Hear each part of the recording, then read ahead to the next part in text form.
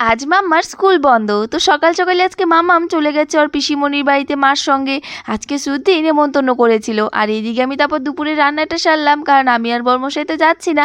এইদিকে আমার জন্য সয়াবিনের তরকারি করলাম, বরের জন্য মাছের ঝোল আর বাঁধাকপি ভাজা করেছিলাম। রান্না সেরে রান্নাঘরের সমস্ত কাজ সেরে বাসনগুলো ধুয়ে নিয়ে এসেছিলাম। আর এইদিকে তারপর দুধটা বসিয়ে দিলাম। বিকেলবেলা আমার মাম্মাম কিন্তু চলেও এসেছিল। আর এইদিকে আমার তো বিকেলে আর ঘুম পাচ্ছিল না, মাম্মামও ঘুমিয়ে রয়েছিল। ঘরটা ঝাড় দিয়ে এইদিকে ভাবলাম কিছু করি।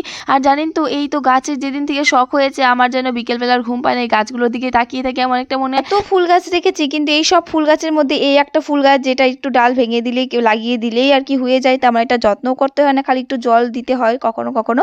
আর এইদিকে এই ডালগুলো ভেঙে আমি কিন্তু এই বটলটাতে লাগিয়ে দিয়েছি। অনেকদিন থেকে দেখছি এটা মোবাইলে, কিন্তু আজকে আমিও ট্রাই করে নিলাম। ওটা এই তো ঘরের সামনে লাগিয়ে দিলাম। আর সন্ধ্যায় আবার একটু চা করলাম, বাবা আর আমি চা কিনলাম, কারণ মা তো এখনো আসেনি। আর মামামকে দিকে কুলারুটি করে দিলাম। তো চলো আজকে দিন রাত্রে কই, রাধে রাধে, বাই।